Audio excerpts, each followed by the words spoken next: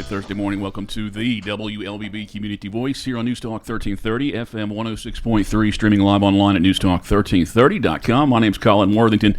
This morning we have the Aggressive Criminal Enforcement Unit here in Carrollton. It's a specialized multi-agency unit dedicated to combating drug-related crimes, organized crime, and gang activity within the community. My guest this morning, Kyle Jones, always on time. And Jeremy McCormick and Chad Taylor, of course. Chad, I guess you're the ringleader. That's fair to say? Yeah, I guess so today I am. Good deal. Well, you and I talked about this. Actually, we set the show up about 2-3 weeks ago before the shooting on Friday, this past Friday.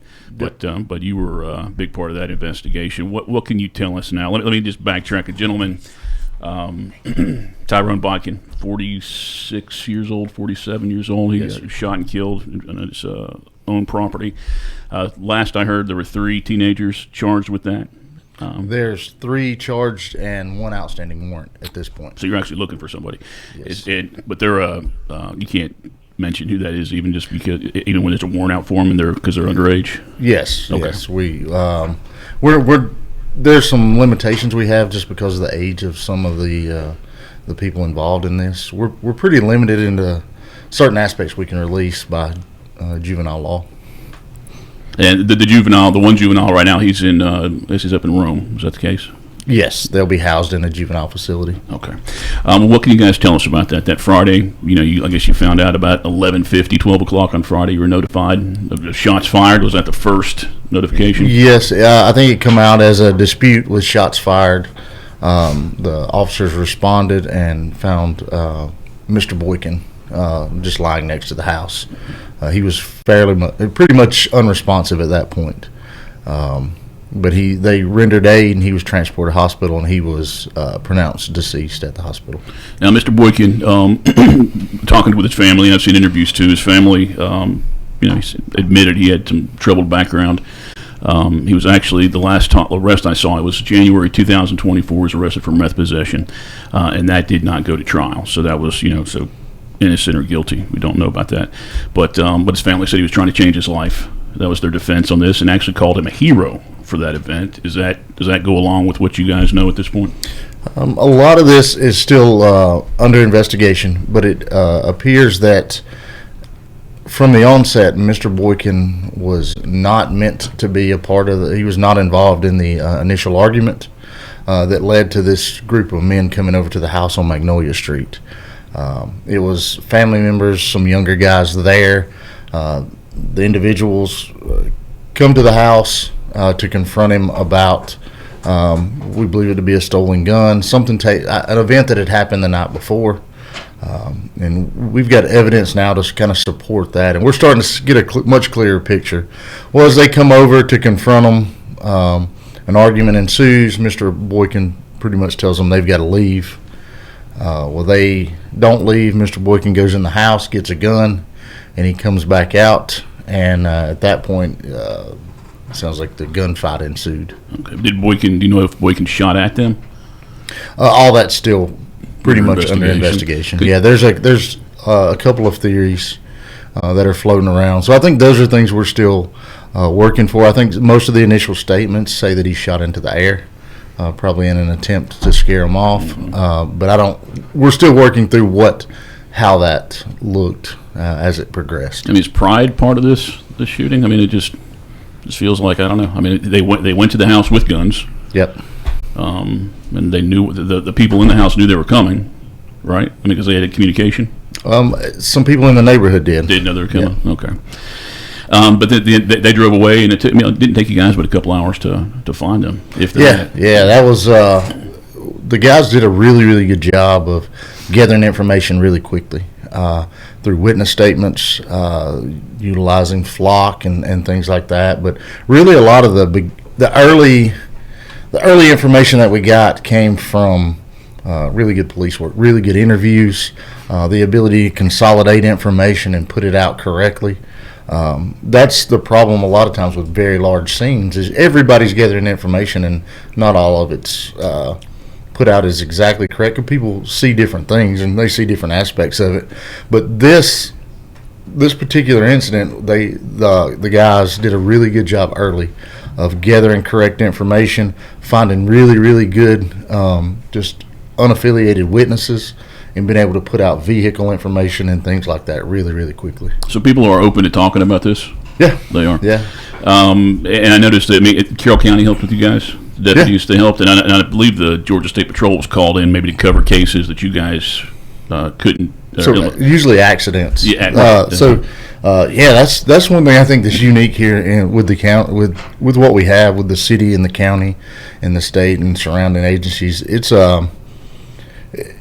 they just collaborate really well. Like of course, we're a joint unit with the county and the college. The college started picking up calls for us over on that side of town because anytime you have a scene that's this big or an investigation, you guys have set up a barricade in that area, right? Yeah, and it's just manpower intensive. So those guys are really, really quickly jumping in, picking up calls, helping to locate different people that may or may not be involved. And then, of course, the GSP will come in and start helping us pick up wrecks because the city keeps going. People keep wrecking cars, whether we're on a shooting scene or not. That little corridor of South Park Street still has lots and lots of traffic going on there. Yeah, so that one especially. But it is. It's always really fun to watch all the different agencies kind of work together and it's interesting do a lot of to things. Listen to it. So Chad McCormick, he however he got notified maybe by flock cameras or something like that, he was encouraged to go to Bowden, and when you went to Bowden, you went to a home and nobody was there initially, but on your way back to Carrollton, I think you saw the car. I spotted the car. They gave us a description of a white car, dark tinted windows, and I was headed back to Carrollton from searching Bowden looking for it. I spotted one matching that description, turned around on it and was able to follow it until I could get a marked unit.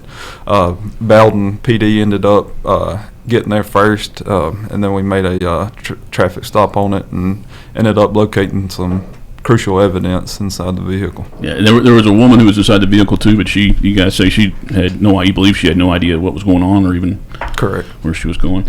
See, more working together. Good stuff with Bowden. All right, I was trying to see if there's anything else. Is there anything else are you guys surprised? Based on what you know, based on your job in particular, with gangs and drugs, are you surprised to see youth involved in something like this being so bold? No. And I will tell you, around Carroll County right now, that seems to be, for whatever reason, more and more common. And this is, there's no study, there's no, this is the Chad Taylor statement here, but I think we're probably starting to feel this really a shift of we've desensitized violence, and we have it's this culture that we've got out that's just video games are violent, music is violent, and I think you're just starting to feel that at a much younger age. But if you look, a lot of the guys are in this, guys, girls, all these cases that you look at, they're these late teens, mid to late teens coming out, and we're committing just huge acts of violence. And I don't know at that age that you can understand what the long-term ramifications are. What life in prison looks like, or what death. That's the end of it. So, I am not surprised because of how we've seen things develop over the last several years. Asking this question, and I understand if you don't want to answer it because we don't want to give anybody ideas, but where are the youths getting these guns that they're using? I think Tom Smith up the road, his address is I don't. I think that. I think they're all getting them different places. I think you get them anywhere from, from the streets to other crimes, especially entering autos. If you don't lock your car door and you keep a gun in there, odds are it's going to be somebody else's gun. And then they just make their way around through the streets. They sell them, and they are not legally purchased guns by any means. Right.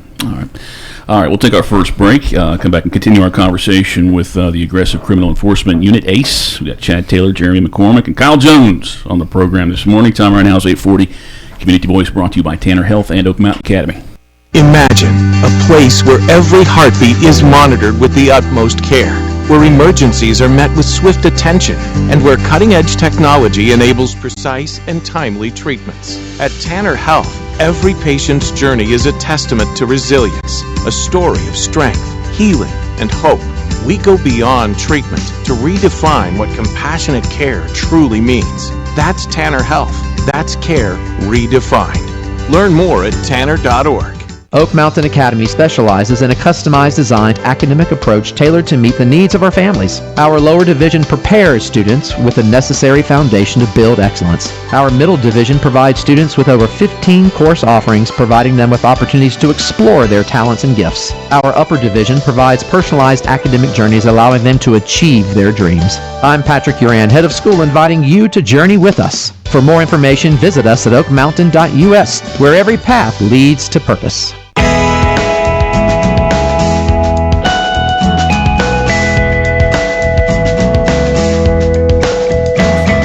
840, welcome back to the WLBB Community Voice here on News Talk 1330 FM 106.3, streaming live online at newstalk1330.com. This morning we are on the News Talk 1330 WLBB Facebook page.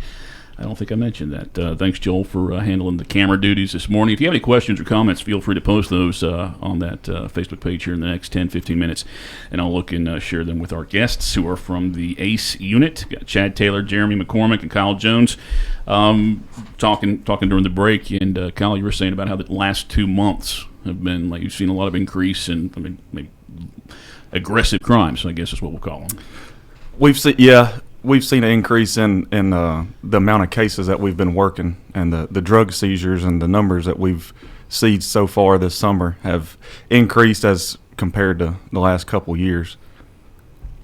Do you have any examples of statistics or anything from the last Yes, 2 sir. months? So within the last 2 months, from May till now, we've seized the most fentanyl we've ever seized. We've had on a street value, we've had about $67,000 worth of fentanyl that we've seized over the last couple months. Most of that being in pill form, where you see these pressed pills that have fentanyl in them. They look like oxycodones, but they are actually filled with fentanyl. So we've seized thousands of those pills so far this summer, which is good. We're getting those off the street. We've seen the overdose reports have went down, so that's good. Is that because everybody has Narcan? I think it's a combination of what we've talked about on the show the last couple times we've been here with the fentanyl awareness, the summit, our seizures that we're actively working those cases here in the county and the city, the Narcan being available to the public, and hopefully with the education and the prevention and the response to it, all those things have kind of knocked it down a little bit. I also think if you look at on a broader level, you've got nationally the border's pretty much been shut down for the most part, where it's getting harder to get those across the southern border. So I don't know that the supply. I'm sure the supply is still here. Is that like a 6-month period, you think, till you start seeing? We've seen it fall off since early this year. Now we've seized the most here in the county than we ever have. So obviously the supply is still here, but I think with a combination of them three efforts, it's getting a lot better, and we're getting it off the street. But yeah, we've seized street value over $67,000 worth so far this year of fentanyl. We've seized just in the last couple months. We've done over 13 search warrant operations in the last couple months. We've arrested 27. It's over 27, but 27 of those related to drug and gun possession charges, felony arrest. We've gotten at least 14 guns off the street just in the last 2 months. A couple of those being machine guns that have been modified to shoot fully automatic. We see that a lot now. I'm still shocked to hear that, though. I mean, that there's machine guns just anywhere. Well, it's a cheap part. I mean, it's for a Glock pistol. It's a cheap part to install on the back of that gun and make it shoot fully automatic. And so we've seen an increase in those that we've seized. We've seized a few of those so far this year. But, yeah, just in the last 2 months, over 14 guns we've taken in. Like I said, over 27 felony arrests so far related to these types of the charges that we work, which are going to be drug, gang, and firearm possession charges. So it's been a busy summer, but we've got kilos of meth off the street just in the last 2 months, a lot of marijuana, cocaine. We've seen a lot of powder and crack cocaine we've gotten off the I've seen street those so arrests far. of trafficking cocaine. I've seen those arrests pick up over the We've last had 6, several 7, 8 months. trafficking arrests. Of that 27, probably around 10, I would estimate, are at least trafficking charges. And trafficking is going to be the amount of weight based on the weight that they have, right? So if it's a large amount of weight of drug that they have, it's going to be a trafficking charge. And each drug is kind of specific. If you read the law, some are different amounts, but several of those are trafficking arrests. So those are good. Those are good cases. That means we're finding the drug dealers, if that makes sense, not just the people that possess drugs, right? So our goal is to go after those dealers, those people that are bringing that into the community, bringing guns into the community.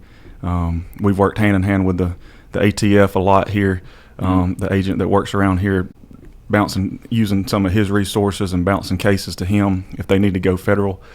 So some good partnerships and some good police work by our ACE unit. That's a good thing, like Chad talked about, the collaboration.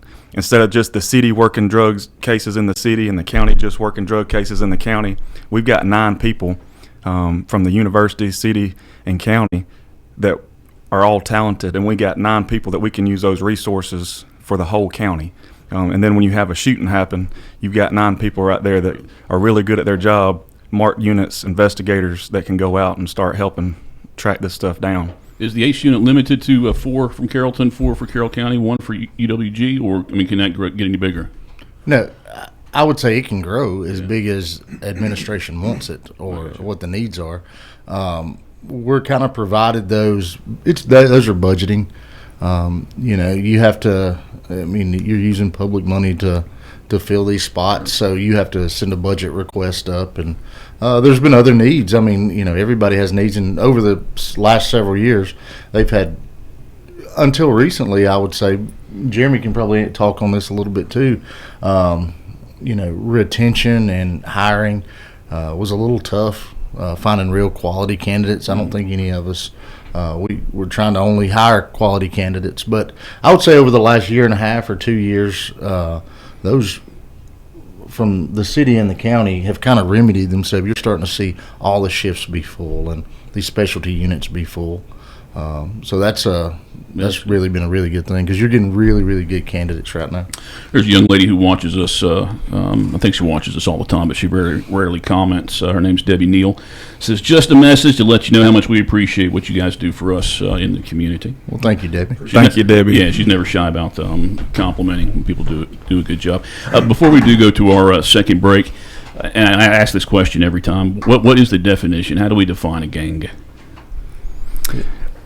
So a gang, the traditional Georgia code definition is going to be a group of 3 or more people associated, in fact, whether that's formal or informal. With so me, Josh, and Joel hanging out on the porch up here at WLB. Are we going to be a gang? Well, let me finish the definition. I think it'll explain your question. 3 or more people associated formally or informally together, right, with certain identifiers, whether that's certain colors, signs, symbols, different identifiers, who commit criminal gang activity, right? So the purpose of their association is to commit criminal gang activity. So is that an add-on? I mean, the gang activity, is that an add-on? That is an additional charge. That it's not a standalone charge. So just being a gang member is not illegal. This is America. You can associate with whichever group you want to associate with, but when the purpose of that group becomes to commit criminal gang activity, which the law book defines what criminal gang activity is, and that's pretty much anything that's a racketeering charge, RICO, so drug dealing, prostitution, weapons charges, anything. There's a whole 2 or 3 pages in the code book of each gang activity charge. But when you have a group of people who are committing criminal gang activity, and the purpose of their association is to further that gang by committing that criminal activity, that's when it becomes illegal. Okay. So that gang charge is it's a sentence enhancer. So with a gang charge, you add on a gang charge. Each gang charge itself is at least 5 years to serve, and those are served consecutive, not concurrent. So it's a sentence enhancer. So if we have people we know they're gang associated, they're committing criminal gang activity, and then the third part of that we have to prove is the nexus or they're committing this activity, the criminal activity, in furtherance of their gang status, then that becomes a gang case. And so by doing that, it's a sentence enhancer because Georgia's cracking down on gangs. Governor Kemp has made that a priority. For several years, we've been taking gang training, becoming better gang investigators, and trying to work those gang cases when the crime fits and we can prove nexus and we can prove that association with a criminal street gang, then that's a gang case. So just because Josh and Joel and I are hanging out front and we're all wearing red, and maybe just Josh did something wrong, Joel and I are okay. We're not affiliated with the gang, right? You can wear red and hang out with Josh and Joel all you want to, but when y'all start breaking in cars Just and Josh. selling drugs to further your three-person enterprise, then you're going to get that sentence-enhancing gang charge. And I'm not trying to make light of it, but I just remember, like 3 years ago, I remember looking that up, and it was just like, just being with people, walking down the street. To me, it didn't feel like it was a good definition, but obviously it's more detailed now if it wasn't then, and I just didn't read it right. Yeah. Well, you could look at the Boy Scouts, right? They have a uniform. They've got, certain identifiers that make them Boy Scouts that they follow, right? But their purpose is not to commit criminal street gang activity. So when your group, the purpose of that affiliation is to commit criminal activity, and it's a criminal street gang, then that's the definition of a street gang. And I ask you this all the time, guys: how many criminal street gangs do we have in Carroll County, in Carrollton? That it'd be hard to put a number on it right now. We always have the big three, the big four with the Bloods, the Crips, the Gangster Disciples, but they break out into subsets, and as people come and go, those little subsets. In like Bloods, for example, you'll have Sex, Money, Murder, Pyru, those. There's just tons, honestly. Crip side, with our Crips, we have 2 or 3 subsets here, but the Blood side's always constantly evolving and constantly growing by influx and kind of our relation to where we are geographically to Atlanta. You bring in different elements that, so it's always kind of ebbs and flows. What are the ages that we see in those? Are we seeing them as young as 12 and as old as 60? Or I have not personally. I've been on ACU in almost 8 years. I have not personally seen a case where we have a 12-year-old. We've seen early teens. I've seen 13 to 15 being very common. But 17, 18. Usually if you get past 18, 19, 20 years old, these are people that have probably – not many people are going to join a gang after they're 20 years old. This happens early on. And really it goes kind of to your question of just this 3 or more people, does that make you a criminal street gang?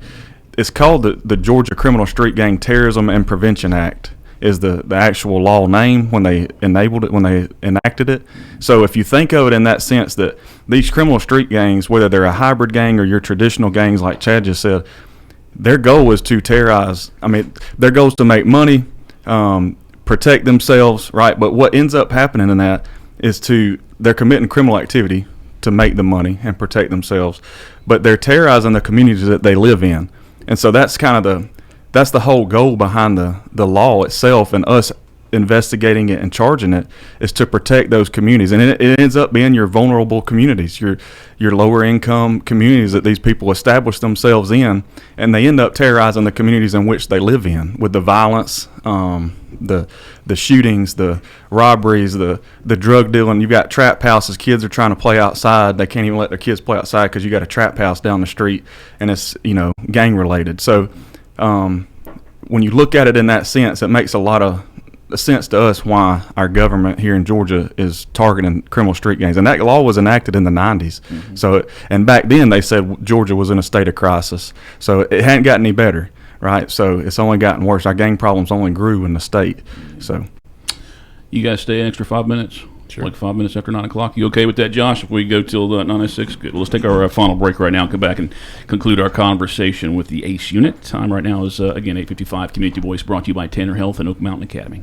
Imagine a place where every heartbeat is monitored with the utmost care, where emergencies are met with swift attention, and where cutting-edge technology enables precise and timely treatments. At Tanner Health, every patient's journey is a testament to resilience, a story of strength, healing, and hope. We go beyond treatment to redefine what compassionate care truly means. That's Tanner Health. That's care redefined. Learn more at tanner.org. Oak Mountain Academy is a vibrant community built on innovation, academic excellence, and a 64-year legacy of shaping community leaders. I'm Patrick Uran, head of school at Oak Mountain Academy, inviting you to visit the mountain and experience firsthand the passion, purpose, and personalized education that defines our school. Come see how our mission and vision come to life each day. For more information, visit us at oakmountain.us so that you can discover your journey on the mountain, where every path leads to purpose.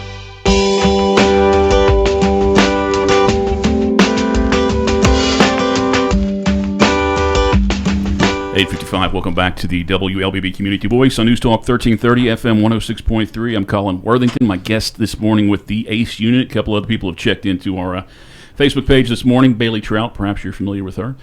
She said, "These are some of the best men I know. They're very talented, and it's an honor to work alongside them." We've got Chad Thigpen, 3 extremely solid and important men in our community. Our citizens don't even know how lucky they are to have people like them protecting us. Glad to know them, and I wish I could grow up to be just like them.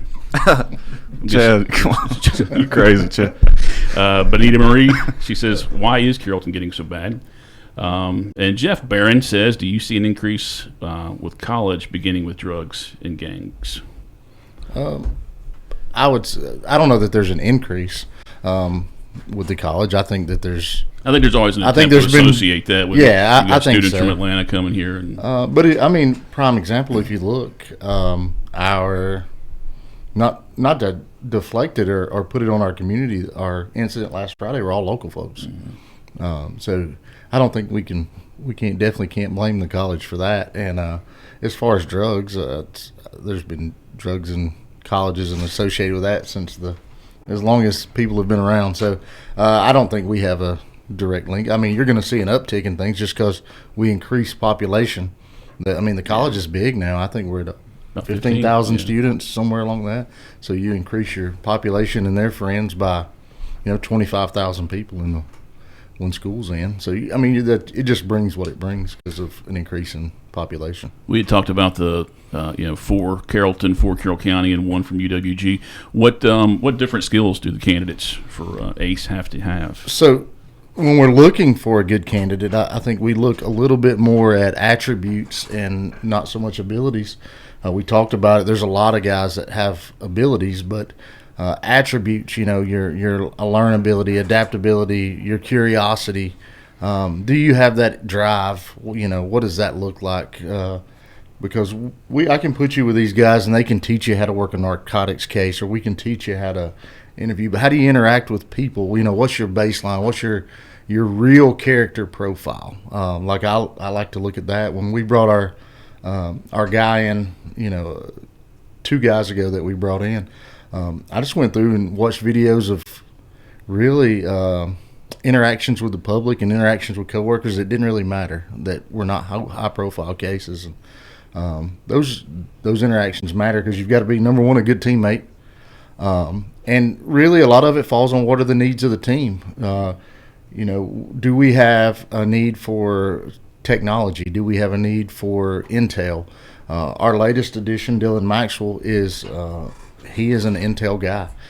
He can gather intel and without giving away his trade secrets. In a lot of ways, he's really, really functional in knowing who everybody is and all their connections, and that was a need we had. So he made a really good fit, and not to mention he's really tactically solid. Mm-hmm. So that's something that we can build off of, because the ACE unit itself has a lot of responsibilities, and a lot of that is tactical response for everybody. All of our guys are SWAT guys.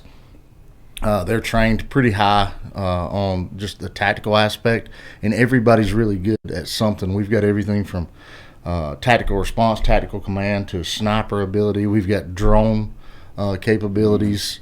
So we wear a lot of hats, and we end up teaching a lot of that and trying to pass that down to make everybody in the department better. Well, you guys are teaching, but are you taking additional training courses or things that you have to learn that you wouldn't learn from the basic training you get? Yeah, we're constantly trying to evolve, whether it is with learning a new interview technique or learning a new investigative skill to learning what the latest tactics constantly evolve, and we have to stay on the front side of that. So we're always training and trying to stay ahead. I think our guy from the college this morning's in a class.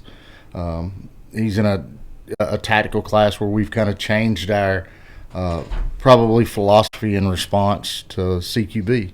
So that's a big deal that we have to stay ahead. So we are always receiving really, really quality training. I think all the departments are on board because we very rarely get told no. If we've got some training that we can justify and that's something we can go and learn and bring it back to each one of our agencies and teach it and pass it along to the rest of them, the rest of the officers, then they're on board.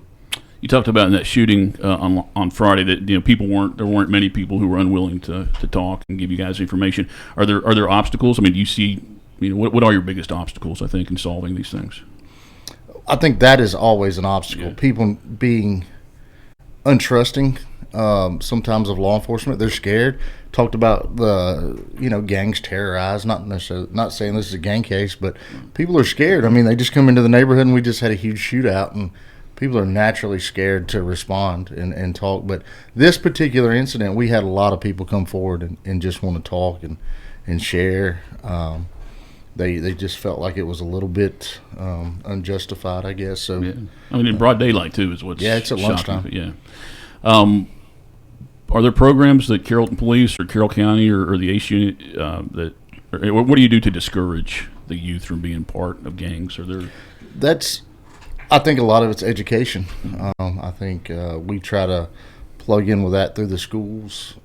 There's programs like I know the county's really plugged in with the schools, but that's where you have to start targeting. I think you got to start targeting middle school and build positive relationships.